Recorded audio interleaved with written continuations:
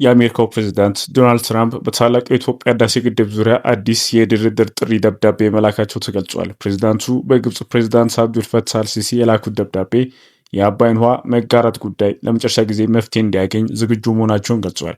ግብፅና ሱዳን ጥሪውን ወዲያውኑ ሲቀበሉ፣ ኢትዮጵያ ግን እስካሁን ድረስ ይፋዊ ምላሽ አልሰጠችም። ባለሙያዎች ግን የትራምፕ ደብዳቤ ለግብፅ ያደላ መልእክት እንዳለውና የኢትዮጵያ የወደፊት የውሃ መጠቀም መብቷ ሊጎዳው እንደሚችል እያስጠነቀቁ ነው። ይህ ጉዳይ በቀጠናው የፖለቲካና የዲፕሎማሲያዊ ሚዛን ላይ ከፍተኛ ተጽዕኖ እንደሚኖረው ተጠቅሷል። መረጃውን በዝርዝር ታደምጡታላችሁ። እስከ ፍጻሜው አብራችሁን ቆዩ። የታላቁ የኢትዮጵያ ህዳሴ ግድብ ጉዳይ ከቴክኒካዊ የውሃ አስተዳደር ጉዳይ በላይ ነው። ወደ ዓለም አቀፍ ጂኦፖለቲካዊ የተሻገረው ክርክር ነው። ዛሬ ዶናልድ ትራምፕ ያቀረቡት የድርድር ጥሪ ደብዳቤ አዲስ መፍትሄ ለማምጣት ሳይሆን የቆየውን የኃይል ሚዛን እንደገና ለማመስ የታለመ መልእክት መሆኑን በጥልቀት መመርመር ያስፈልጋል። ትራምፕ ይህን ጉዳይ ዳግም ወደ አጀንዳ ማምጣታቸው የተደገፈው በሶስት ዋና ምክንያቶች ነው። አንደኛው ግብፅ ለአሜሪካ በመካከለኛው ምስራቅ ዋና ስትራቴጂክ አጋር ናት። የስዊዝ ባህር መስመር፣ የእስራኤል ደህንነትና የቀጠናው ስርዓት ለዋሽንግተን ቀዳሚ ጉዳዮች ናቸው። ኢትዮጵያ ግን በዚህ መስመር ላይ ሁለተኛ ደረጃ ይዞታ አላት። ሁለተኛው ኢትዮጵያ በቅርቡ ከቻይናና ከሩሲያ ከብሪክስ ሀገራት ጋር ያሳየችው መቀራረብ ዋሽንግተን በአፍሪካ ቀንድ ላይ ያላትን ተጽዕኖ እየቀነሰ መሆኑን ያሳያል። የህዳሴ ግድብ ጉዳይ ይህንን ተጽዕኖ ለመመለስ የመጠቀሚያ መሳሪያ ሆኗል። ሶስተኛው ትራምፕ የዲል ሜከር ምሳሌ መገንባት ይፈልጋሉ። ሌሎች ያልቻሉትን እኔ ፈትዋለሁ የሚል የፖለቲካ ንግግራቸውን ከዚህ ጉዳይ ጋር በቀጥታ ያይዟል። በደብዳቤው የተጠቀሰው የአባይ ውሃ መጋራትና አንድ ሀገር ብቻ መቆጣጠር የለበትም የሚሉት ቃላት በዓለም አቀፍ የውሃ ሕግ ውስጥ እጅግ የተጫነ ትርጉም አላቸው። እነዚህ ቃላት በተግባር የግብፅ ታሪካዊ የውሃ መብት እንደ እውነት ለማስቀመጥና የኢትዮጵያ የወደፊት መጠቀም መብቷ ላይ ለመጉዳት የተነደፈ መልእክቶች ናቸው። ይህ በቴክኒክ የውሃ አስተዳደር አይደለም፣ የሉዓላዊነት ጥያቄ ነው። ሱዳን አሁን በውስጧ ጦርነት ውስጥ መሆኗ በድርድር ላይ በራሷ ፍላጎት ሳይሆን በውጭ ኃይሎች ተጽዕኖ ስር እንድትንቀሳቀስ አድርጓታል። ይህ በተግባር ለግብፅ የሚደርሰው የፖለቲካ ብዛት ነው። ኢትዮጵያ ወደ ድርድር መግባቷ በፍጹም መከልከል አይጠቅምም። ነገር ግን ወደ ድርድር መግባት መስመርና ቀይ መስመር ያለው መሆን አለበት። የትራምፕ ድርድር ጥሪ ደብዳቤው ሰላም የሚፈልግ መልእክት ብቻ ሳይሆን የኃይል ሚዛን ለመቀየር የታለመ የጂኦፖለቲካዊ እንቅስቃሴ ነው። ህዳሴ ግድብ የኢትዮጵያ ግድብ ብቻ አይደለም፣ የአፍሪካ ሉዓላዊነት መለኪያ ሆኗል።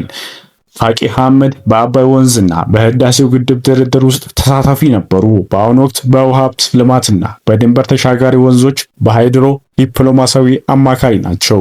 ስለ ደብዳቤውና በውስጡ ስለያዛቸው ጉዳዮች ከቢቢሲ ጋር ቆይታ አድርገዋል።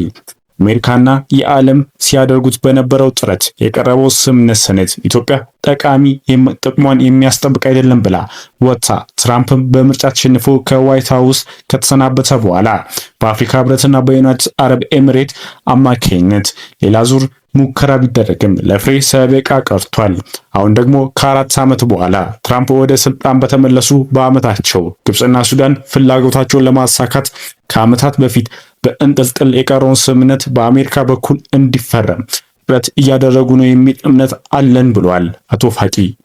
አሁን ግን ከትራምፕ በኩል የሚቀርበው አማራጭ ፈታኝ ሊሆን እንደሚችል ይጠቅሳሉ። ለዚህ ደግሞ ኢትዮጵያ ጥንቃቄ ማድረግ ያስፈልጋታል በማለት ያሳስባሉ።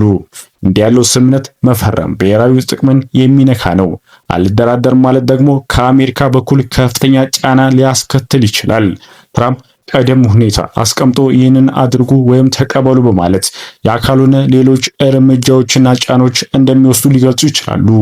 ይህ ደግሞ በኢትዮጵያ ላይ ችግር የሚፈጥር በመሆኑ ለዚህ ደግሞ አቶ ፋቂ የሚመክሩት ኢትዮጵያ ነገሮችን በጥንቃቄ በመያዝ ጥበብና ብልጠት በተሞላበት ሁኔታ ምላሽ መስጠት ያስፈልጋል ይላሉ። በሁለቱም በኩል ኢትዮጵያ አጣብቅኝ ውስጥ ነው ያለችው። ምክንያቱም ስምምነቱን መቀበል የራሱ ችግር አለው፣ አልደራደርም ማለት የራሱ ችግር አለው በማለት ትራምፕ ባሉት መሰረት ድርድር የሚያካሄድ ከሆነ ኢትዮጵያ በአጣብቅኝ አማራጭ ውስጥ ልትሆን እንደምችል አመላክቷል። ትራምፕ ከመነሻው ለግብጽ ፍላጎት ያደላ ደብዳቤ መጻፋቸው እንዲሁም ከዓመታት በፊት የመሩት ድርድርም እንደ በኢትዮጵያ ተቀባይነት አለማግኘቱ አሁን ምን አይነት ሐሳብ እንደሚቀርብ ይታወቃል ይላሉ አቶ ፋቂ። የትራምፕ ሁኔታ የታወቀ ነው።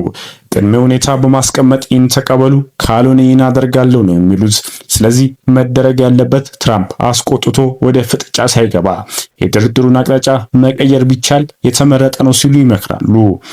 አቶ ፋቂ ይህን በምሳሌ ሲያስረዱ ትራምፕ በደብዳቤያቸው ላይ የውሃ ድርሻ የሚል ነገር ስለጠቀሱ የውሃ ክፍል ጉዳይ ያነሳል።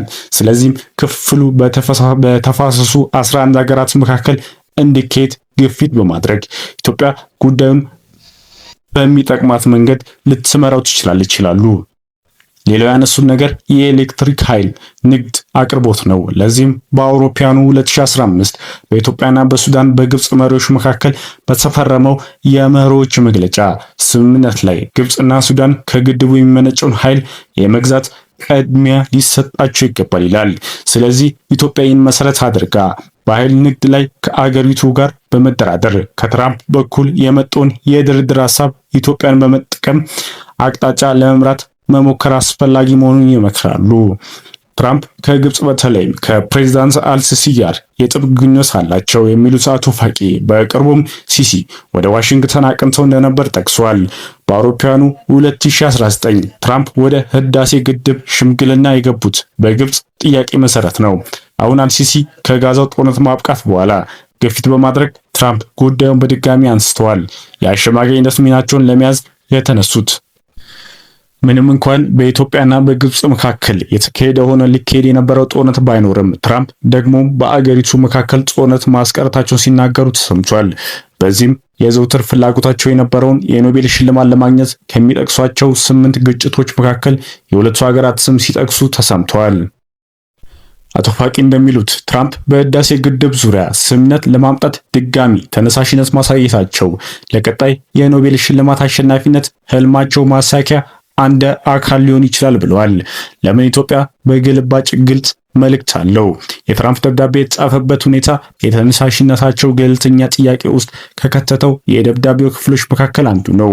በሚካሄደው ድርድር ዋነኛ አካል የሆነችው ኢትዮጵያ በደብዳቤው ላይ በተገቢ ሁኔታ ያልተጠቀሰችም። ደብዳቤው በቀጥታ ለግብጽ ፕሬዝዳንት የተጻፈ ሲሆን ኢትዮጵያ በግልባጭ እንዲደርሳት ነው የተጠየቀችው። ይህም መልእክት ያዘለ ነው የሚል እምነት አላቸው አቶ ፋቂ። በትክክለኛው የዲፕሎማሲያዊ አካሄድ ደብዳቤው መጻፍ የነበረበት ለኢትዮጵያና ለግብጽ፣ ለሱዳን ካስፈለገም ለሳውዲና ለኤምሬትስ ግልባጭ ማድረግ ይገባ ነበር ብለዋል። ነገር ግን ደብዳቤው በቀጥታ ለግብጽ ተጽፎ ኢትዮጵያ እንደ ዋነኛ ባለጉዳይ በቀጥታ ሳይሆን የተጠቀሰችው ከሚመለከታቸው ሀገራት ጋር እንድታውቀው በሚመስል ሁኔታ በግልባጭ ነው እንዲህ የደረሳት። ስለዚህም አቶ ፋቂ ኢትዮጵያ በጉዳዩ ላይ እንድትሳተፍ በቀጥታ ባለመጠየቁ አልጠየኩም በማለት ምንም አይነት ምላሽ ከመስጠት ልትቆጠብ ትችላለች የሚል እምነት አላቸው። ግብጽና ሱዳን ድጋፋቸውን በፍጥነት ሲገልጹ የኢትዮጵያ መንግስት እስካሁን ዝምታ እንደመረጠ ነው። ይህም ሆኖ በቀጥታ ስላልጠየቀች ወይም ጉዳዩ ውስብስብና የተለያዩ ገጽቶች ሊኖሩ ስለሚችል ምን አይነት አቋም መያዝ እንዳለባት እየመከረች ሊሆን ይችላል የሚል ግምቶች አስቀምጠዋል። ከኢትዮጵያ እኩል በግልባጭ የድርድር ሐሳብ እንዲያውቁት የተደረጉት ሳውዲ አረቢያና የተባበሩት አረብ ኤምሬት በምክንያት እንደተካተቱ የታወቀ ነገር የለም። አቶ ፋቂ በበኩላቸው ስለ ውይይቱ ማወቅም ሆነ ተሳታፊ የሚሆኑ ሀገራት መመረጥ ያለባቸው ተደራዳሪ ሀገራት እንጂ ትራምፕ መሆን አልነበረባቸውም ይላሉ።